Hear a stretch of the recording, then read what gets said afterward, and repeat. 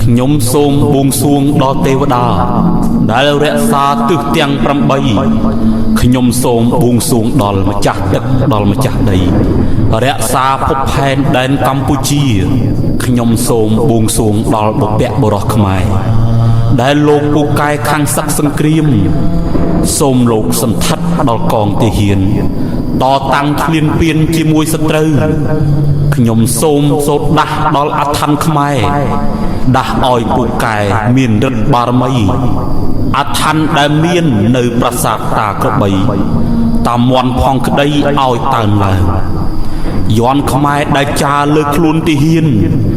សូត្រហើយសូមបានដេជះបារមីអ៊ីម៉ាំងដាស់កឹងដាស់កាំងដាស់ព្រះយន្តគាថារាំងអធិដ្ឋានមិ